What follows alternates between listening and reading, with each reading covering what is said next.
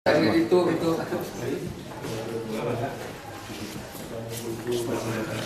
Barik ala sayyidina wa habibina wa syafi'ina wa maulana Muhammadin wa ala alihi wa ashabihi ajma'in ahlul fadli wal irfan.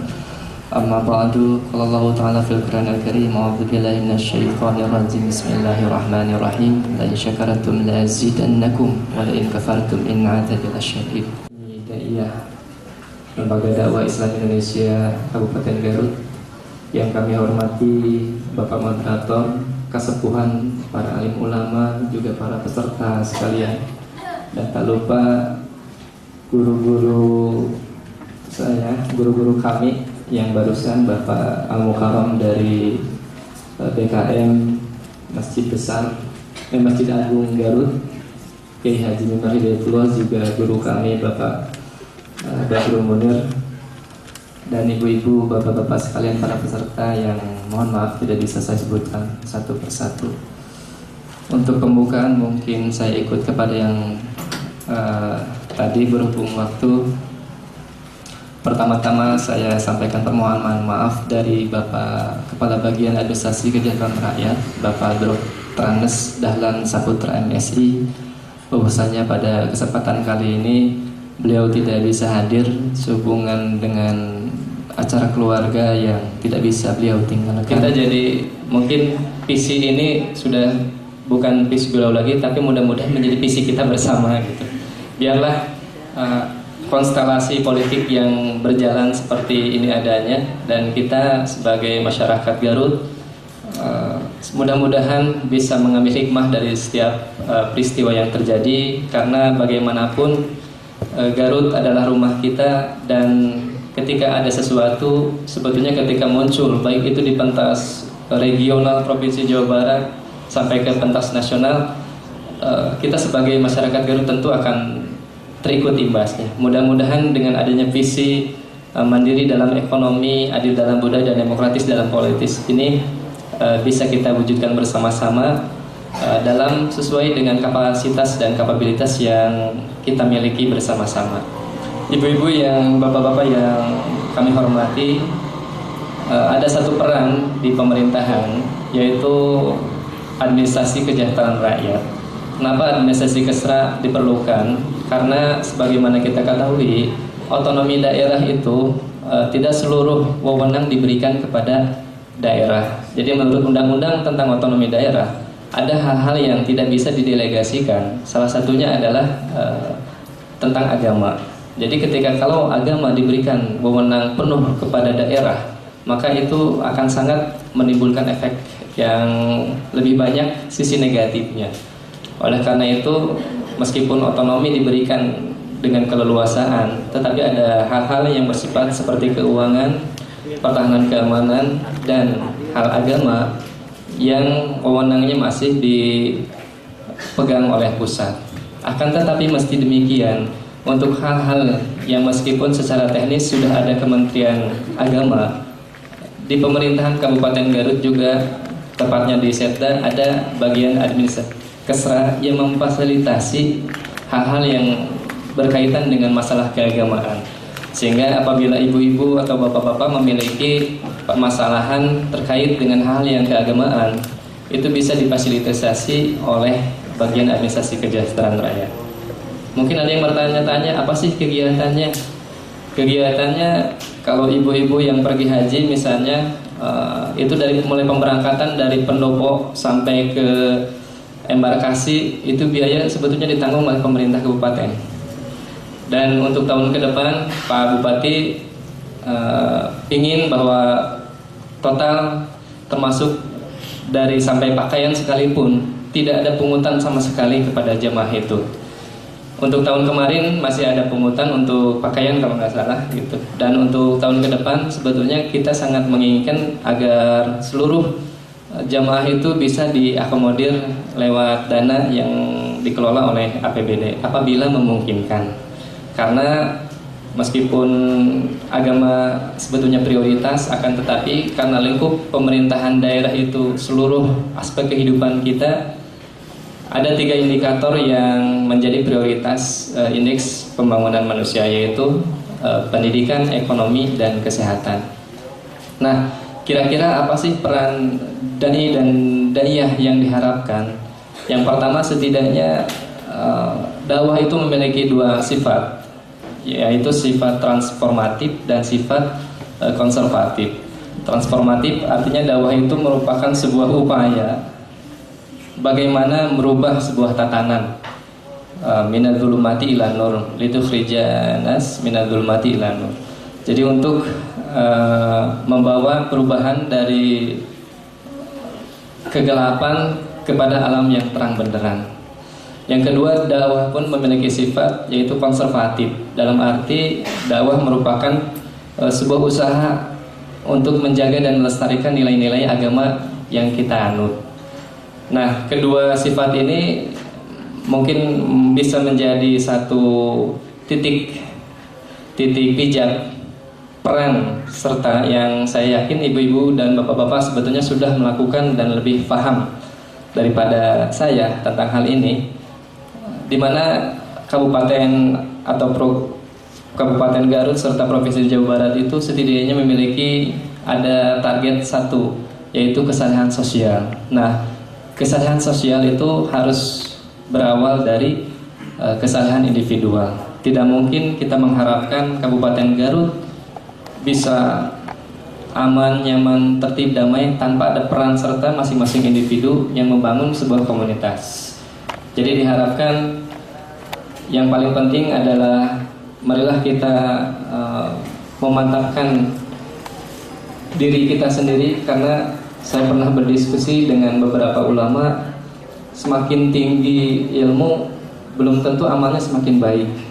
Nah, mudah-mudahan kita termasuk orang yang semakin tinggi ilmunya juga amalnya juga semakin baik gitu. Stigma yang kita miliki bahwa kita ini seorang misalnya dai, kita seorang ulama, kita seorang pesantren, sehingga kita merasa kita ada lebih dari orang lain gitu.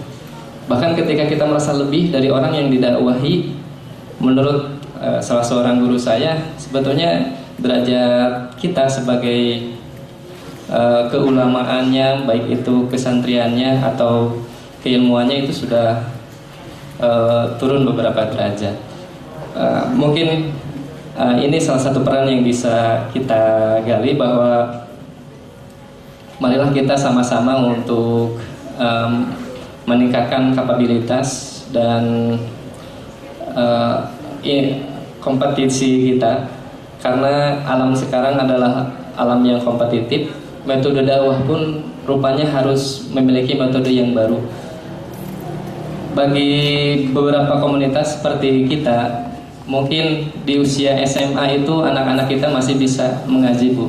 Tetapi dari sekian persen, di daerah saya sendiri itu rata-rata anak ketika sudah masuk SMA sudah malu untuk masuk masjid.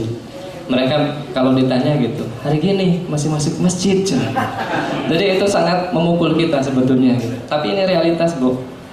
Di daerah saya di depan masjid Jami ada warung, dan dari maghrib sampai isya anak-anak di usia SMP, SMA sudah tidak malu ketika mereka harus menenteng gitar sambil udun surutu, sambil berbicara yang bukan-bukan. Ini salah satu permasalahan. Memang bahwa indikator dakwah itu kalau bisa merubah sistem sosial, tapi tentu bukan hanya peran para ulama. Di situ ada peran umara juga yang harus sinergi. Karena ketika tidak sinergi, itu bisa jadi bertolak belakang ya. Yang satu misalnya ke sini, yang satu ke sini gitu. DKM mungkin dengan Pak RW itu harus ada sinergi, termasuk juga dengan kepala desa. Karena yang saya rasakan, ketika kita ada sebuah kegiatan, tidak ada support dari para umara setempat, hasilnya tidak akan optimal.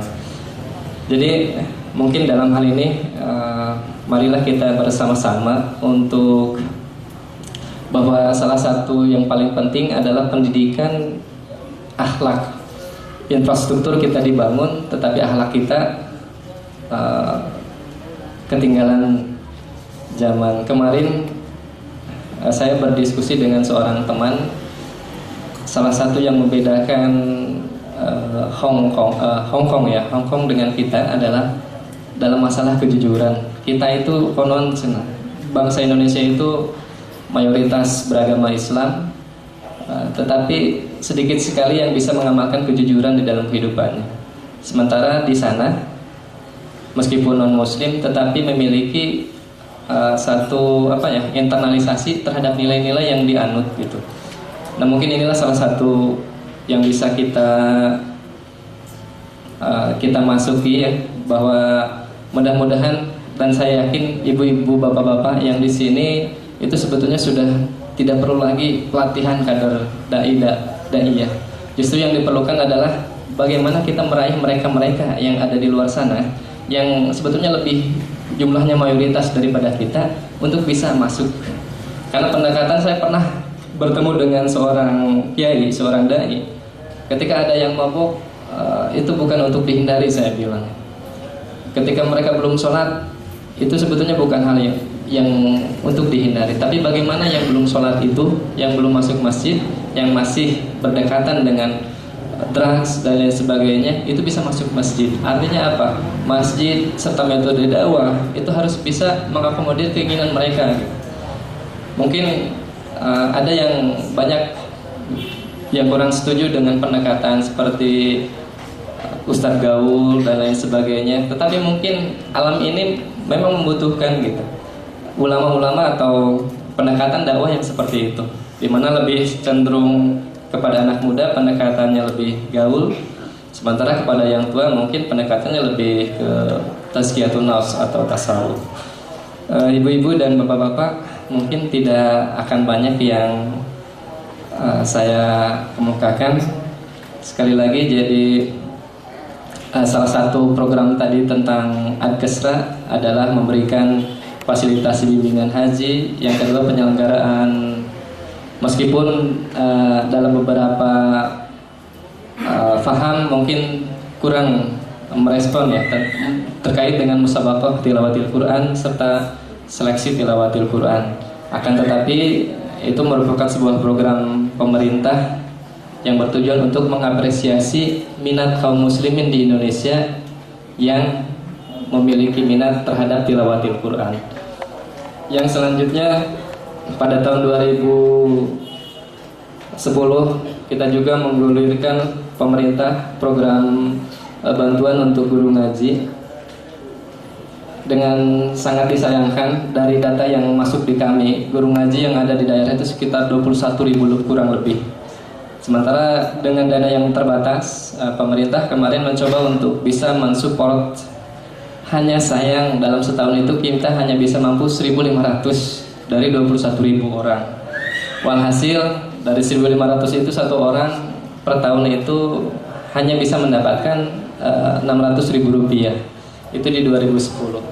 Sangat cuma disayangkan ketika memasuki 2011, karena ada aturan Permen 32 2011 bahwa yang namanya bentuk bantuan itu tidak bisa berupa uang gitu, harus berupa barang. Nah, itu multitafsir sehingga pada 2011 tidak bisa kami laksanakan gitu.